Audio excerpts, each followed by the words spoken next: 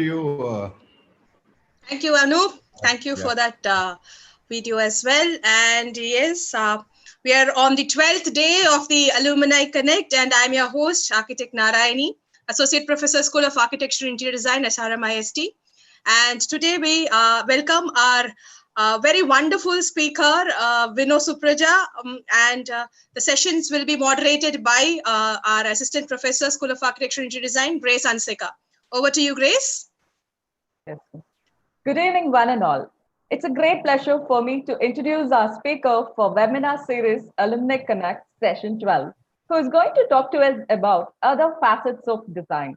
This is a subject in which we are deeply interested because as an architect, we feel ourselves connected to various facets of design in graphics, animation, games, fashion, interiors, furniture, product designs, etc., now and then.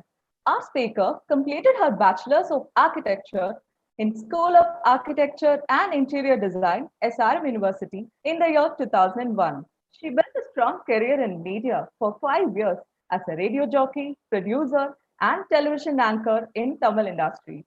She completed her second Bachelor's in Fashion Design and Technology in IFA Paris, Shanghai, in the year 2014. Her graduation collection walked the ramp in Shanghai Fashion Week. She won the prestigious Golden Lorette Award from IFA Paris. She was a finalist in the China International Fashion Designers Creation Contest 2014 and won an International Designer Award in the contest. Her work was greatly appreciated by fashion magazine Vogue China. She also had presented her collections in Brooklyn Fashion Show and New York Fashion Week. She recently graduated in fashion marketing from SMOD Dubai and started her very own sustainable fashion brand based in UAE. It's a brand which believes that fashion is a wearable emotion and art. She sees fabric as canvas and garments as sculptures to express herself. Ladies and gentlemen, please welcome the most talented architect, RJ, fashion designer, and the founder of sustainable and ethical fashion brand, architect Vinod Supraja. Welcome, ma'am. Over to you.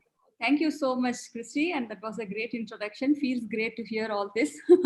Hi, everyone. I am Vinod Supraja. Yeah, as Christy said, I belong to the 2001 batch of SRM Department of Architecture. I trained under some great teachers.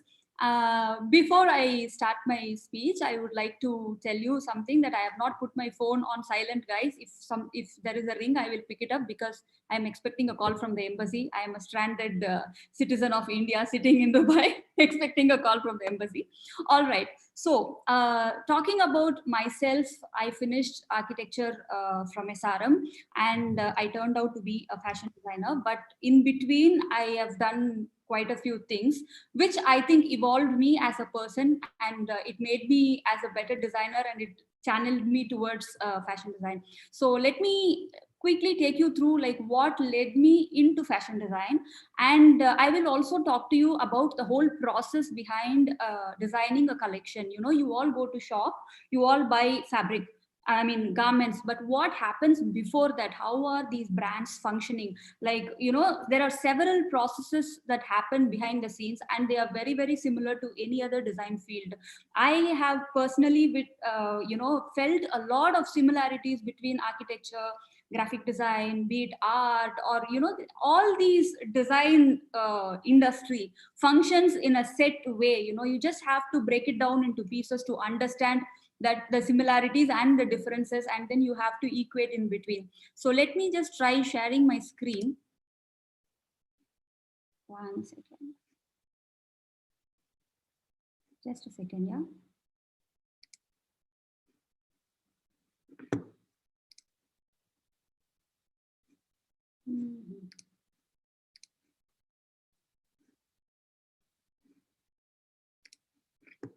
Can you see my screen? Just loading. It's just loading. Loading, ma'am. Okay, okay.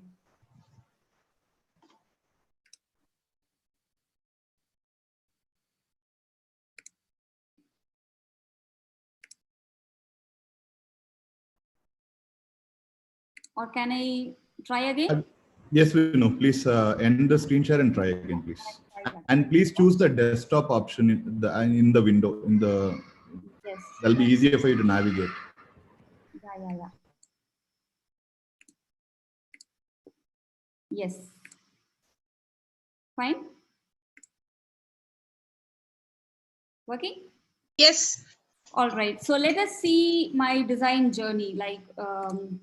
So I started off my career as an architect, passed out from SRM, and then that's when the whole boom of 3D Studio Max and making walkthroughs and creating rendering buildings were all coming up. So I wanted to learn that. So I did a animation course in Pentamedia. It was a residential course in Kelambakam, and after that I did a bit of media studies also, which led me to a profession of being a radio jockey and a television anchor. I had a very strong 5-year career there in Chennai as a media professional. And that is when I had to move to China. So I had made a career because of my husband's job. Yeah, I have to mention that. So I have made a career in media, and I have been moved to a place where I don't know the language at all. So what do I do? So I thought, okay, fine, let me study something. And when I was researching on what to study, this is in 2011, I could find only 2 websites of 2 colleges in English. One was a business school and one was a fashion school. Everything else, all the websites were in Chinese, where I couldn't understand a thing. Google doesn't work in China, for your information. So then I thought, between these two, business was sounding little, boring to me back then. So I thought fashion was interesting. So I joined the fashion school, IFA Paris. I would say that's one of the best decisions I have ever made in my life at the age of 32, as a mother of a 6-year-old child.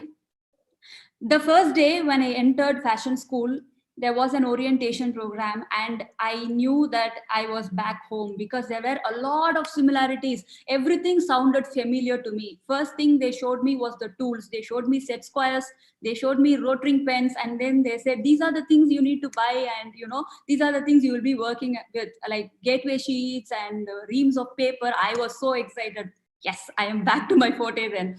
And there are a lot of measurements that we work with, which is very similar. Again, grading, scaling with the different rulers, which was very exciting. And you understand the materials the same way you do in building. You understand building materials. Here you understand fabric. That is the difference between both.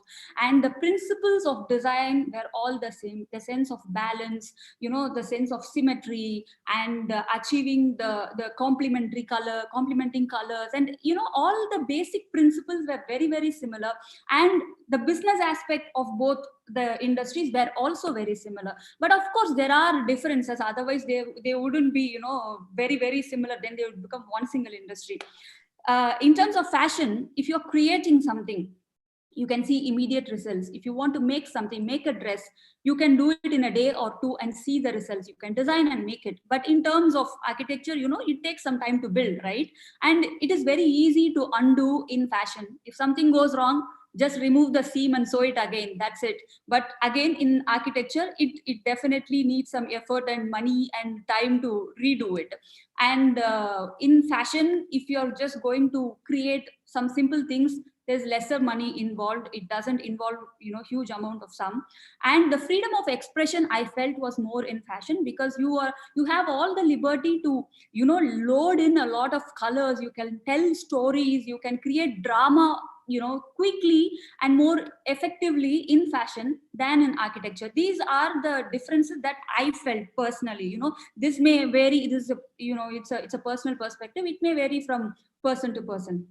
And with this, after having my China experience, I had to move to the US, where I had a little home studio, and I made first collection that walked on a simple ramp, and from there it kind of grew.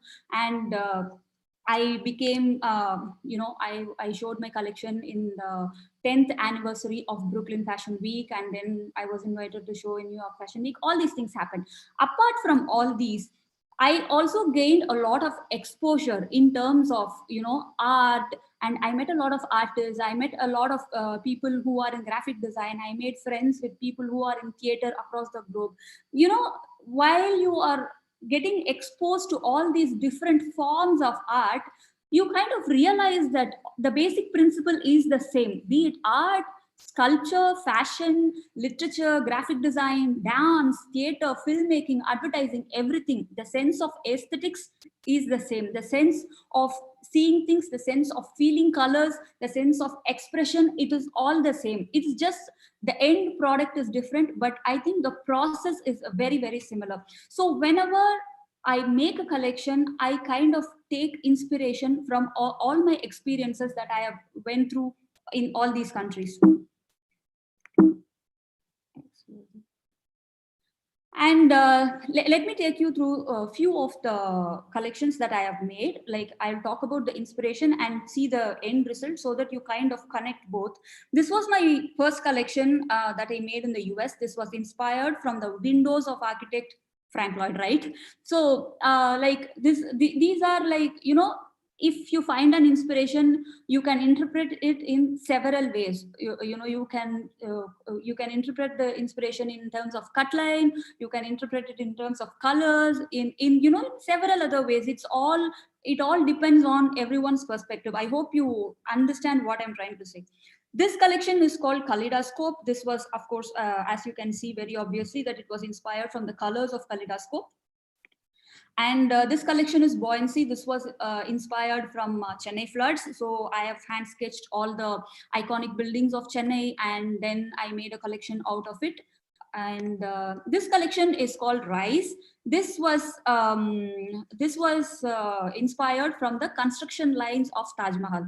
I literally went to Taj Mahal and then I sketched all the basic sketches there, and then came back and developed and then made the collection out of it. I've also made a little video explaining the concept behind this collection, because this was showed, this collection walked the ramp in New York Fashion Week. So I wanted to show the basic idea behind the collection to the audience before it walked the ramp. So let me try to share you know, that video for you. I'm stopping the screen share here. And just a second, give me a second.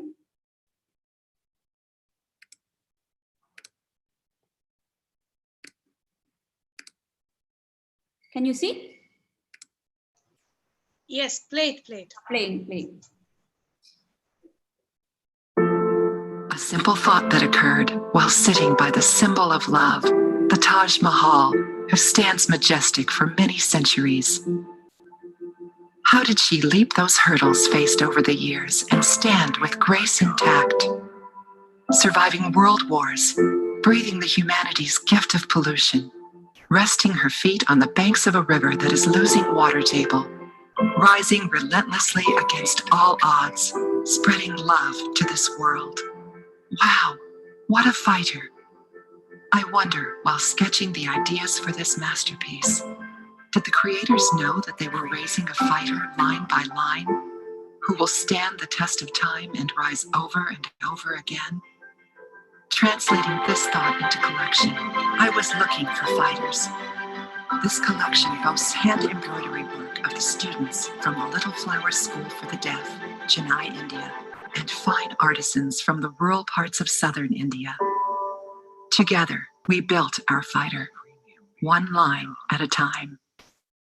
So this was the collection that walked the ramp on Shanghai Fashion, New York Fashion Week. One second, I will again get back to the presentation.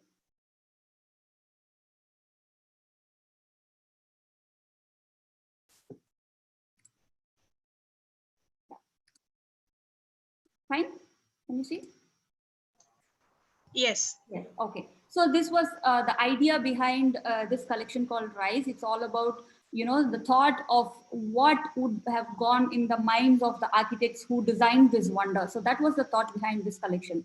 And my latest one, this was the thought began with my childhood home, the picture in black and white. That's the home that I grew up back in Mandavasi. So this had many interesting art deco elements. So that was now this house doesn't belong to us. So the whole feeling of missing this house led me to do this collection. So what you see on the other side is the mood page for this collection.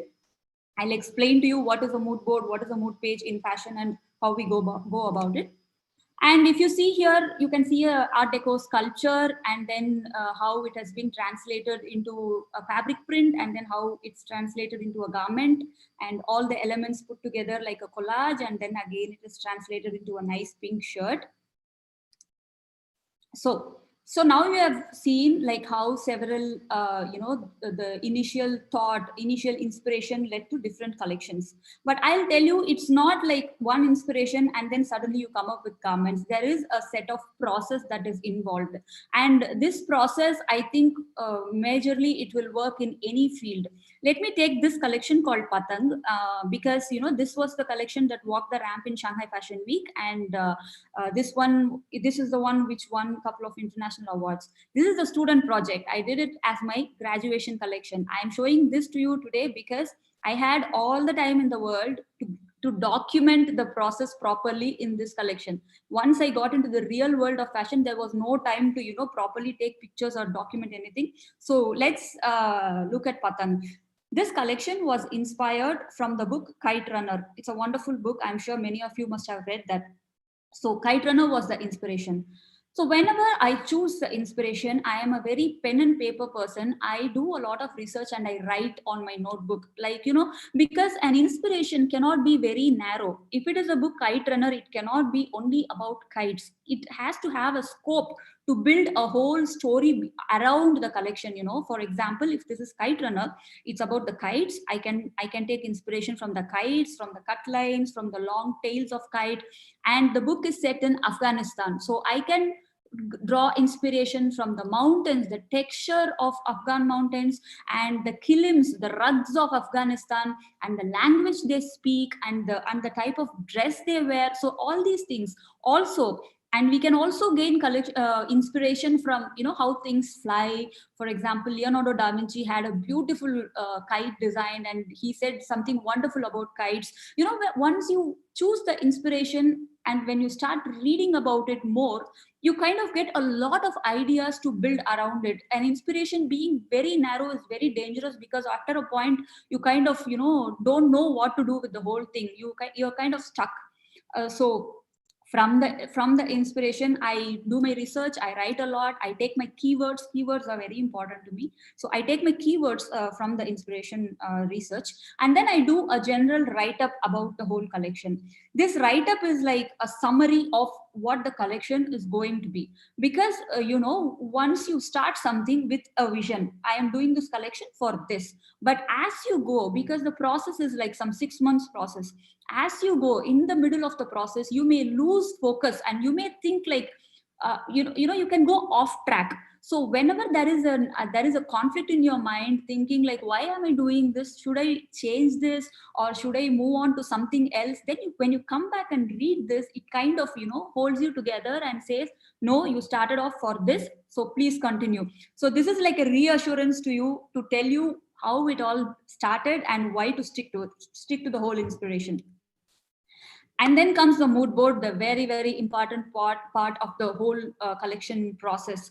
A mood board is a collection of pictures. If I have to tell you, it's more like an Instagram feed. There are some brands which has like a very minimal feed, some brands which have only pastel colors, with some brands are like with too many colors, with lots of graffiti. So a mood board will tell you how the mood of your whole creation is going to be. This can be done for anything, for an interior project or for art, for anything, because a mood board contains keywords and inspiration pictures. The inspiration pictures need not be only fashion pictures here. It can be anything. The inspiration can be from architecture, art, editorials, runway images, landscape, pattern, anything. But it should be related to your main inspiration. So you collect all the pictures and put it on a board and see, like it's more like arranging a collage, and see if it speaks to you, like if it tells you what is the vibe of the collection going to be. For example, here if you see, it looks a little rustic, and something to do with culture, and there is a lot of there is a bandana on in some pictures. There is also abaya. It kind of speaks some culture. You see kites, the colors are very brown, earthy type of colors, and but still it is colorful. All these things, it has to speak to you. And whatever you design later, you always have to think, if I put this design into this mood board, it should still belong to this universe. An inspiration is not just different elements you pick from different parts of things and then put it together. No, an inspiration is the universe in which your creation is going to live on. You are creating a 360-degree environment for your creation. So a mood board is like, I would say, like a lighthouse for a ship. Whatever you create, you just move in one single direction. It kind of directs you to the whole mood of the collection. And the mood page, this is the digital version of the mood board which I create. And this comes very handy. You have it in your phone or in your iPad, or because it's digital, so wherever you go, if you have it handy, you can always see that and sketch. So, and also, of course, these days you have to share this in your if it's digital, it's better to share in your social media and for use for your promotions and things like that. And then a color range. See, a collection cannot have n number of colors. It needs to have a range of colors, because end of the day, it's business. Okay, we are going to produce many number of pieces in different sizes if it's a ready to wear brand. And every time you order fabric for your production, there is going to be something called MOQ, minimum order quantity. So if you're going to have like different colors, you will have to order different fabrics in little quantities, which will cost you more. And also, even to print, it is going to be difficult if you have many number of shades. So what we have is a set of color range, and then we give the Pantone codes to that. I hope everybody knows what are Pantone codes. So Pantone codes are like the universal world names given to colors, which is a combination of numbers and text. So if I tell anyone on earth, whoever is involved in printing, that print me Pantone 182143 TPX, he knows which pink I am talking about, because the screen is very deceiving. The printouts in paper are very deceiving. So the colors may change. Hence, a Pantone code is like a proper name given to a color. And then the fabric range. Again, a collection cannot have n number of fabrics. It need to come under a range of fabric. Also, the fabrics that you choose and the color that you choose, they have to match with your whole inspiration. And the fabrics, again, the pictures on the mood board and the keywords, everything will lead you to the choice of fabric. And of course, you will have to see how much it costs, and how many meters you need to order, and all that comes in place. And prints. So after I choose my fabric, I design my prints. I can, for example, I draw inspiration from several things on the mood board. You have a mood board created already, which gives you a lot of inspiration to create many things. So here, if you see, you can see a window right here. I mean, a facade of a building here. So that inspired me to make the collection, to make the print that is just below that, So the inspiration need not be only fashion. It can come from anything. And then you see the digital art in one corner of the screen, which led me to create the print that is next to it. So anything can inspire to make design anything. It need not be only a building can inspire a building, or a fabric can inspire a fabric. No, anything can inspire anything. Inspiration is like so wild, available everywhere. All you need to do is open your eyes and look at things. And prints are like, like how you do in the kitchen tiles. So when you give prints to a printer, you need to give it in a certain format. Mostly I use Adobe Illustrator to make my prints. And it is like, you need to have a sense of scale. For example, this print over here, this small tile, which is in navy blue and pink, this same print will look different when the tile that is going to be repeated is 5 centimeters by 5 centimeters. And the same print will look very different when the tile is 40 centimeters by 40 centimeters. So the same print works in different ways and gives different effect depending on the scale. So when you're designing, you need to have the vision of what is going to be the size of the print and how it is going to be repeated also. The edges are very important because the printer, they don't think, they just repeat. So the edges have to match when it is repeated all around. So, and give clear Pantone codes and make sure that fabric takes in, takes in the colors right. Every fabric reacts differently to some colors. So it's always better to take, here we do little back and forth work. We take scratch prints, we do samples and then see what works, what doesn't work, and then, adjust things there. And then a collection development. Here what we do is, again, drawing inspiration from the mood board, we design pieces. We design tops, we design skirts, we design shirts, we design pants. And but what you need to think is what will sell in your region. I cannot design what I design. I mean, if, for example, if my clients are going to be Emiratis here in UAE, I cannot design like wild clothes that I can do in Hawaii, right? So I need to know what will sell. End of the day, this is business. So I need to think what will sell, what will my client need, what is makeable. And because, I can design something crazy, but my garment manufacturing factory may not be able to do it.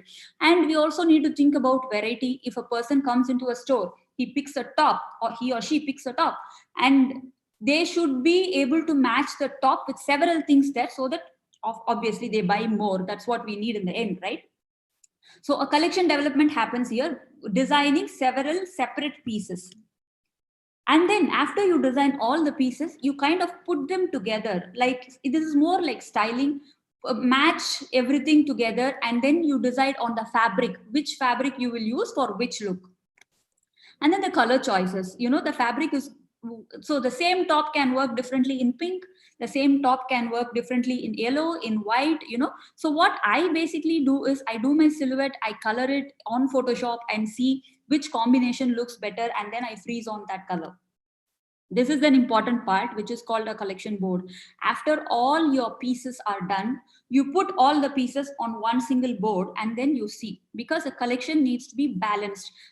For example, if you're making 15 pieces collection, okay, out of these 15 pieces, you cannot have 7 shirts and 2 pants and 3 dresses, right? You need to have a variety. There has to be outerwear, it has to include pants, it has to include tops, it has to include skirts, short skirts, long skirts. So you need to have a range of garments that you're going to have in your collection. And you also need to give color choices at this point. If you think a same shirt in black will also work in prints, so you have to decide whether to give 2 or 3 options for either. Here comes the commerce and also the psychology of the buyer. That is what you think while you're working on this, whether this will work. If my buyer is coming, if some customer is coming and asking for another color choice, should I give this color or no?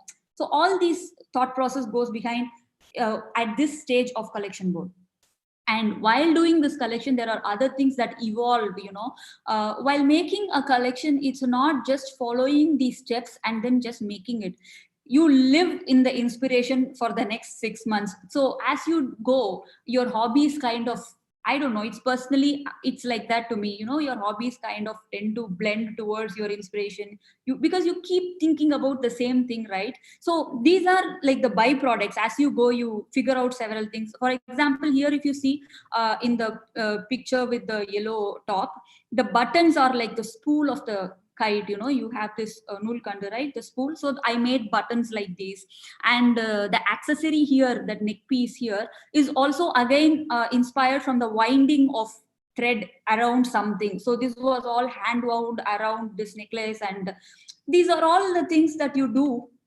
And this is another one mixed media artwork that I did.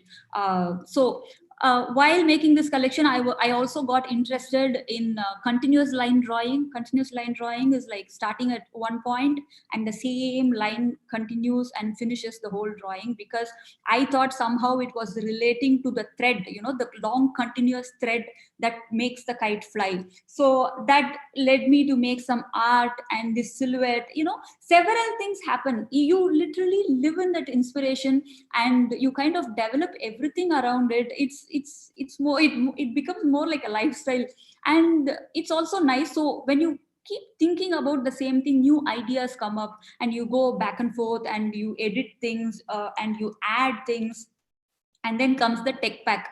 This is like the building, exactly like a building drawing, because the whole collection is going to be executed by a third party. You are going to give your whole vision of design to a garment manufacturer who doesn't know anything. They don't think, okay, they will just reproduce what you are giving them in paper. So this has every detail, and you have to give them every single measurement, and you have to tell them what is the print, how long the zipper is going to be, and basically you give them everything on paper and explain to them everything. After this point, usually the garment manufacturer orders fabric. But in my case, what happens is, like, he tells me the fabric consumption quote. Like, he will say, I need these many meters for this for in this fabric, because see, for example, we have already narrowed down the number of fabrics, right? So for example, if I am using 5 different fabrics in a collection, so he will say fabric number 1, I need some 500 meters and 800 meters. I procure my fabric from a beautiful village called Chennimalai near E Road, and I have a small weaving community there. They make the fabric for me, so I personally take this job of ordering fabric from them, and then they develop samples. The garment manufacturer develops samples for one size, and then he sends it across to me. I have to see, I have to give corrections, I have to tell them what is okay, what is not okay. If I have to edit something, even at that point, you can scratch saying, don't produce this top, I don't think this is working, or change the prints, whatever. At this point, again, edit happens, and then the final delivery comes. And then here, because I get it from India, I have this process of custom clearance, and then quality checking happens if everything is delivered as per our tech pack. So this is like the whole process of manufacturing. At this phase, it's all about coordination. And then comes the photo shoot, the exciting part. Again, here, the mood board will lead us to the right mood of the whole pictures. You cannot have entirely different pictures for a collection that is in a particular mood. So, and the pictures are of 2 types. One is editorial and other one is lookbook. Editorial pictures or very creative ones. You can go for crazy poses, and you can try different lighting, different makeup and stuff. But lookbook is more like a catalog. If for example, I'm selling online, okay, it's more like showing the product. So you show every single detail of the product so that the buyer doesn't have any doubts regarding what they are ordering. And model casting, you need to find the right model. Again, the mood board, the mood will lead you to find the right model who you want to be wearing your clothes. And also it depends on your target customers also. And here at this point, we collect a lot of reference images for background, for poses, and for makeup, for hair. We collect a lot of images, and then we have to hire the right photographer. That is very important. Somebody who doesn't throw a lot of tantrums, who's ready to experiment, and the right model as well, who doesn't throw tantrums. The crew is very important to make the photos work, and booking the location, assembling the crew, and then getting the edited images. So once you get the edited images, you put everything on a website, and then you start doing your marketing stuff and promoting. So this is what happens before you go to a shop and buy something. This is the whole process of a ready-to-wear brand. But there is another wing of fashion called haute couture. See, haute couture is a wing of fashion which is very exclusive, which is bespoke. You cannot find a same garment replicated in several sizes. For example, you go to H&M, you find this top, and you can find the extra small, small, medium, large, extra large sizes of the same top in the H&M Chennai, in the H&M Bombay, in the H&M Delhi, everywhere. But haute couture is like, they will make a collection and make it walk the ramp, and they will replicate it only once for their one single client. It's very expensive, and the clientele is super exclusive, like the royal families, film stars.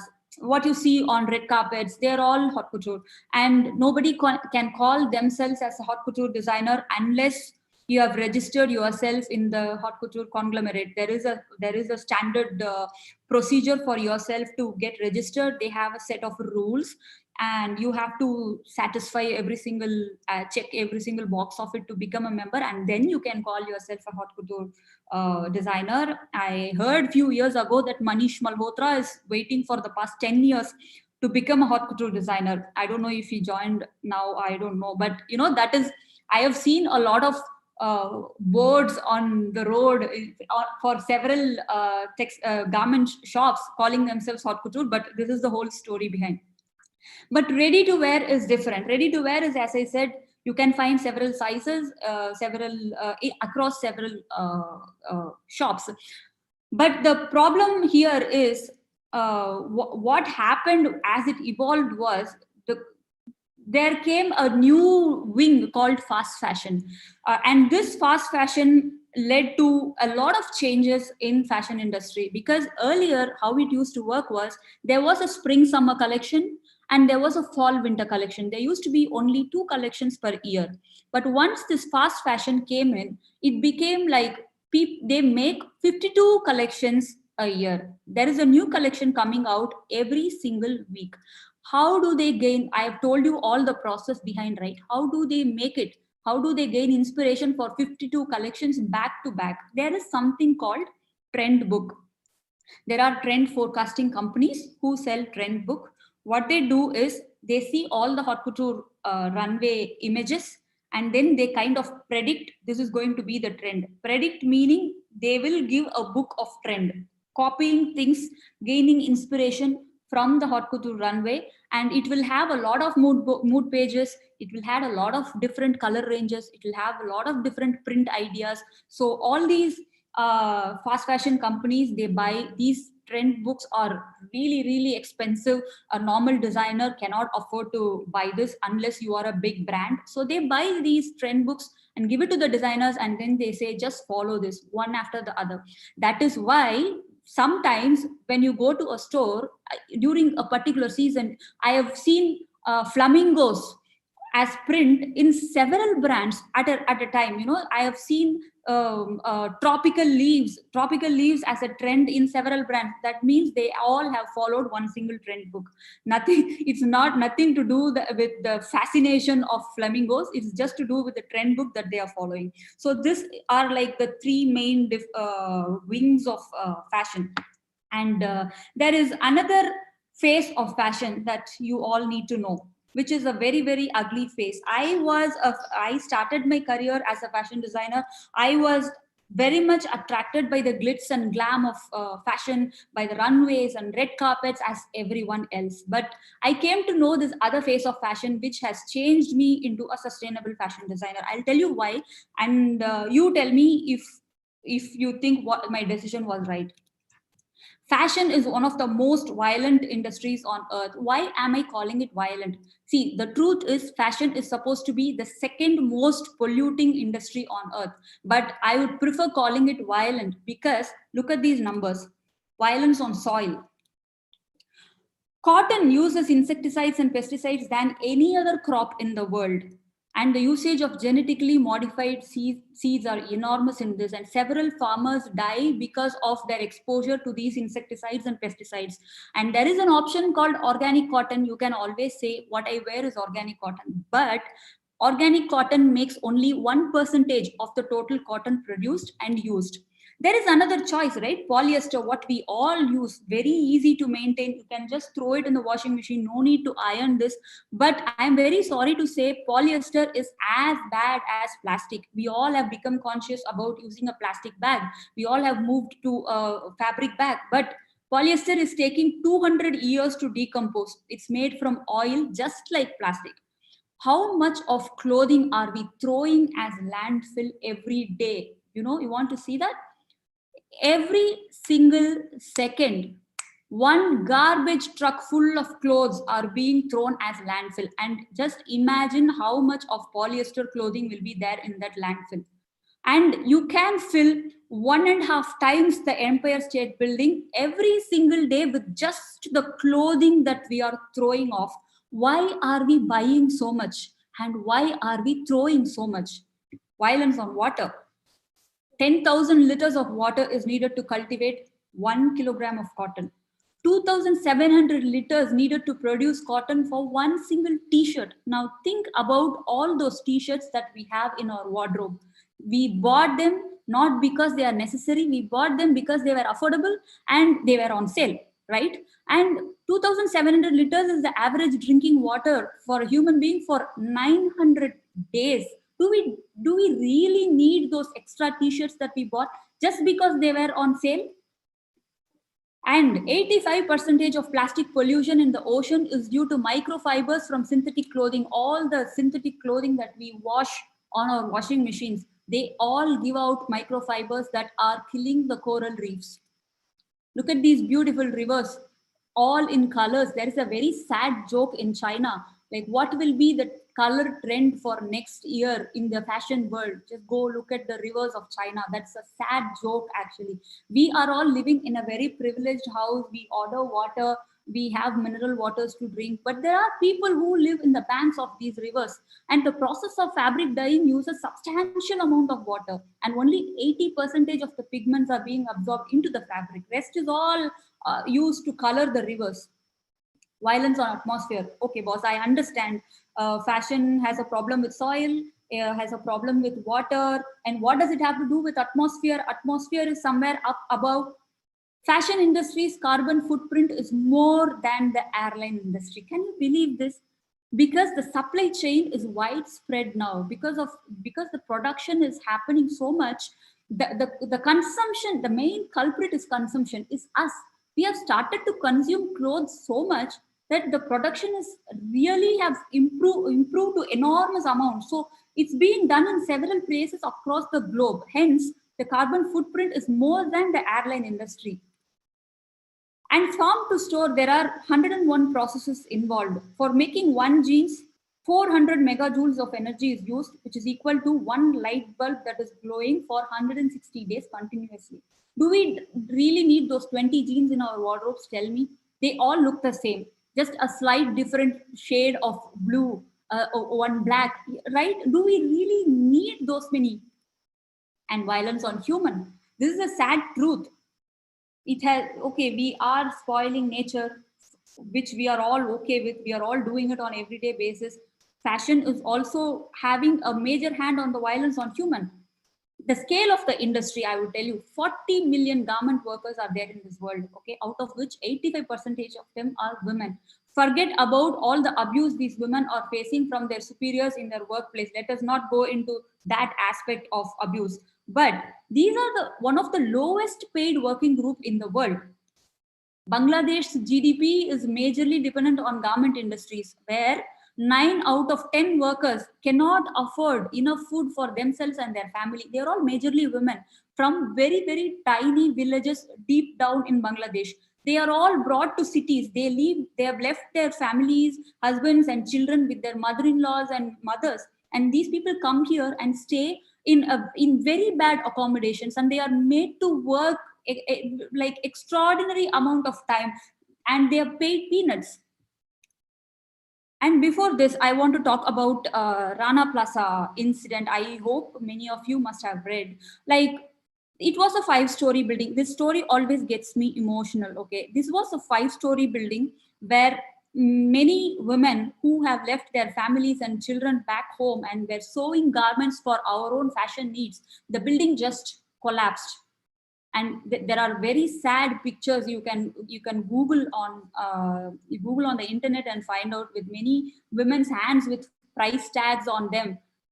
Like, the garment company owner, the factory owner didn't even bother to build, reconstruct, or whatever. I'm sorry, this always gets me emotional. Fine, he didn't bother about the workers, basically, right? So imagine this: if we are able to buy a t-shirt on sale for $5, who do you think is doing the sacrifice for us to get that t-shirt so cheap? If you think about it, the shop owner has a cut, and there will be wholesaler, there will be the brand, and there is the logistics company who will get a cut, and there will be the garment factory owner who will get the cut. Every person gets a cut in the profit, right? Who is doing the sacrifice for us to get that t-shirt for just $5? It is these garment workers who are being crushed Their wages are made much and much lesser for us to get these garments for such cheap prices. So what do we do? Now we have all these numbers in front of us. So what do we do? Let's find the root cause. Think about this. How big was our grandmother's wardrobe? How big was our mother's wardrobe? And how big is our wardrobe? And why do we have such big wardrobes? Do we have our wardrobe stories? If you open your grandmother's wardrobe, she will have a story to tell about every single piece of garment that is there inside her wardrobe.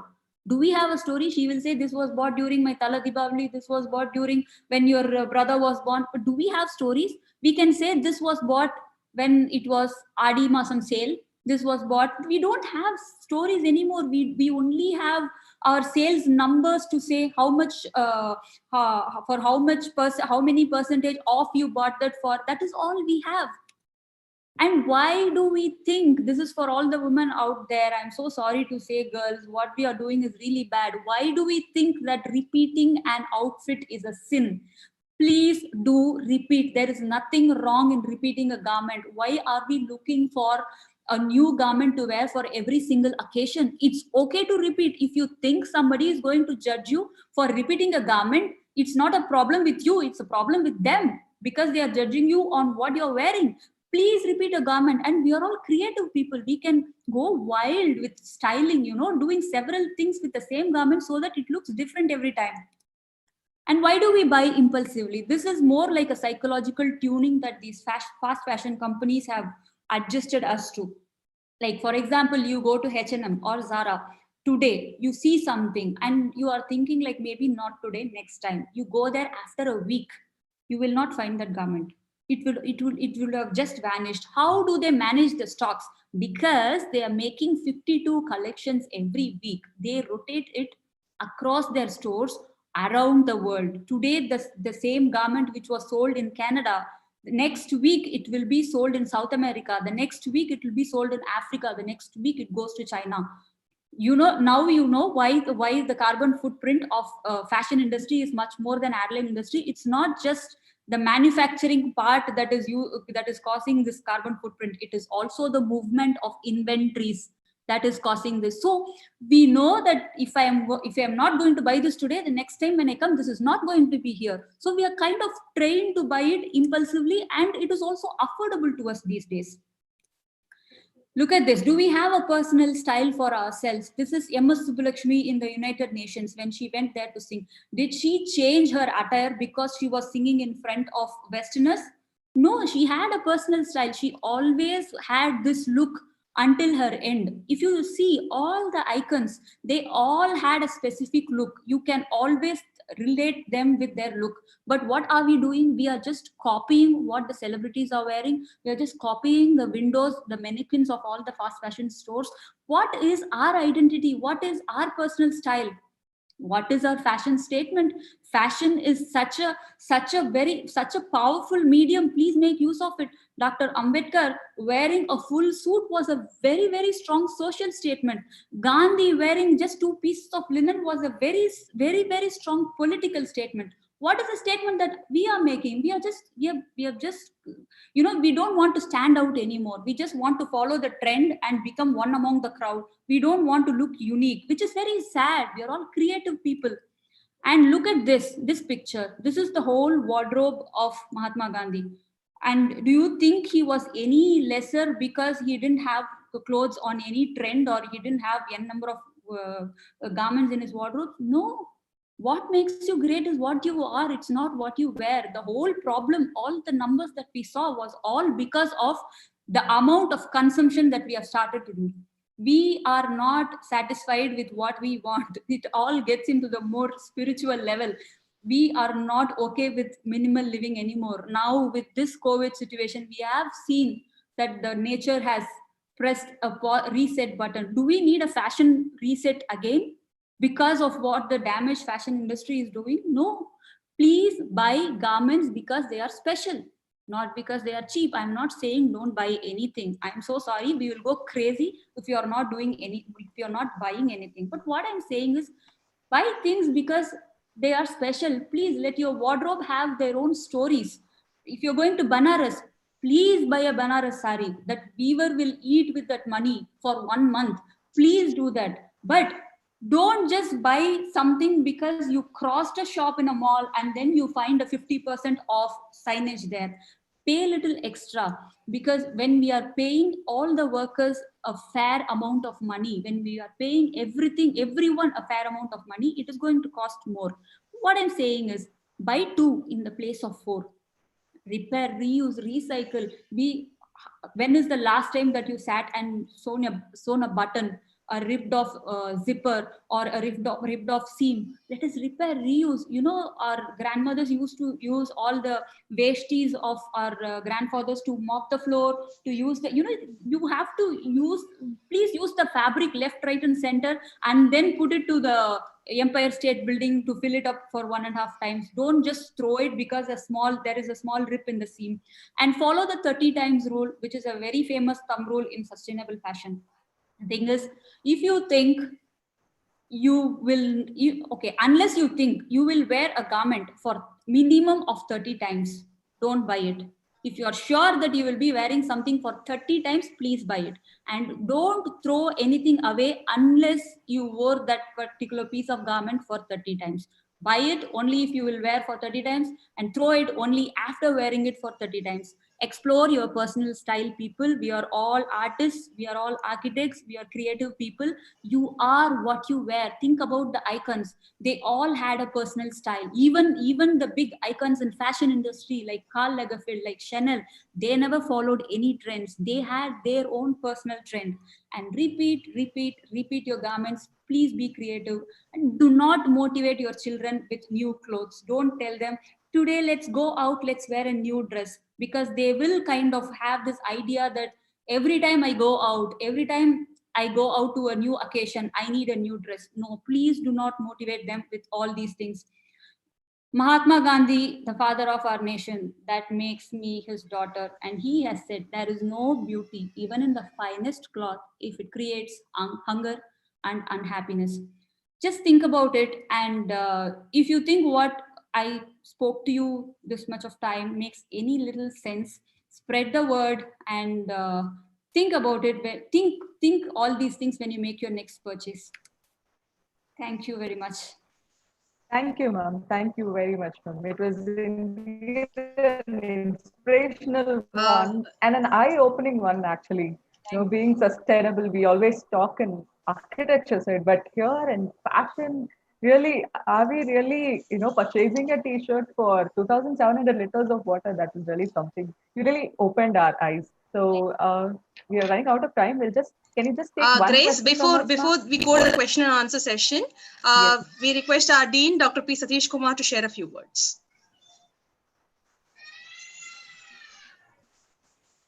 Sir, you're muted. Yes, sir. Now you're unmuted. Very good evening, madam. Good evening. I was told that your name is Vino Supraja, but I've seen Chandramukhi here. I really don't know. That's something amazing. You flattened. It's something great. No, it comes from the inner mind. But I also, when you're just presenting, I also got a message. That nostalgic smile of an alumni. I just received that message from you. They have screen captured you, and I just given a written message. What is that? Is because the innerness is good and clean. I also understand from our eyes that it is hardworking with great search with interest. Oh, thank you so much. That shows the enthusiasm and energy delivered. Thank you. That is what I understand. It is not only from you, madam. There are so much of students and architects and other people here. And this is also getting widely circulated in the YouTube and Facebook medias. And in fact, I've seen you first in the Facebook. You're talking about that Pukadai shopping. And that really, I really got impressed the way you narrated the process. That's amazing. That's how the way you catch things and get things promoted. That promotion is very, very important, but it needs a lot of discipline, which we have really found out from you.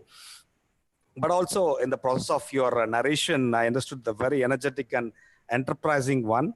and a kind of joy during your presentations and whatever you're doing, and capturing the designs of Taj Mahal, and of course your own house from Vandavasi.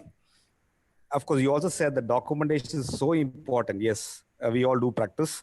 And you also talked about the mood board and the collection board. It is amazing, which is very, very important.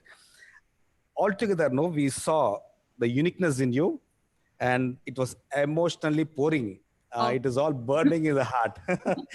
So that's something it's just definitely required for everybody or anybody who is serious about the profession or with whatever they wanted to do towards the society. I'm sure you've done a very great job, madam. It is marvelous.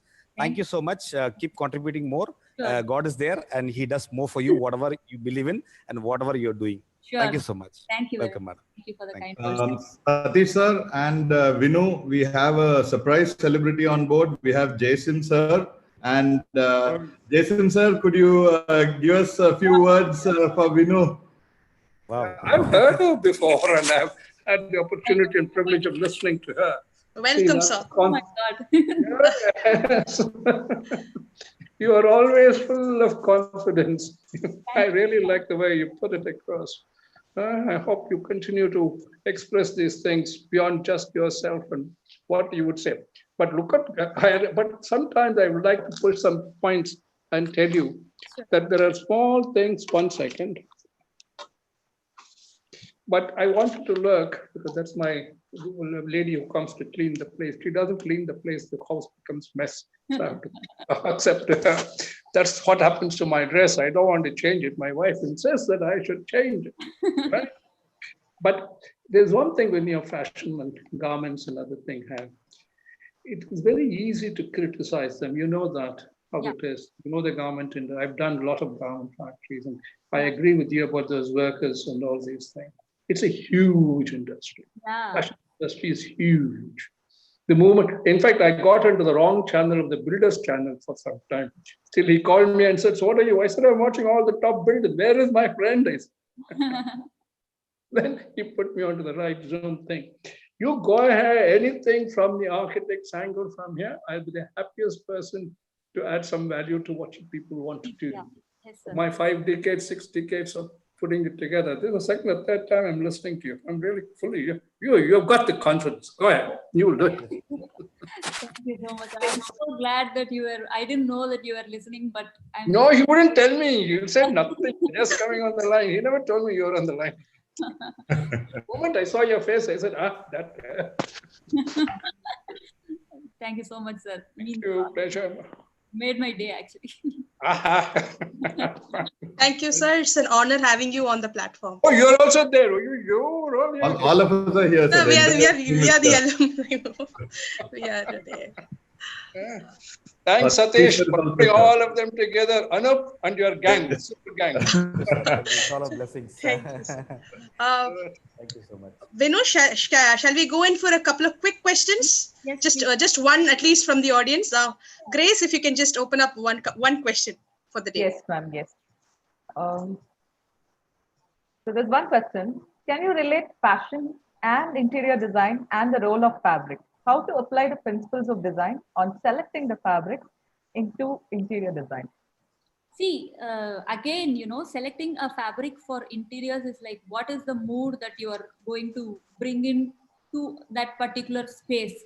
For example, if you are going to create a very minimal kind of design for a space, then the fabric that is going to be there is very different. And if you are going to create like very exuberant, exaggerated, very colorful, very color blocked kind of space, then the fabric that you choose is going, as I said, everything has to in the end relate to the same mood board, the same vibe that you're creating. So the choice of fabric, not only the fabric, every material that you choose for any space, it has to give that specific vibe that you want to achieve.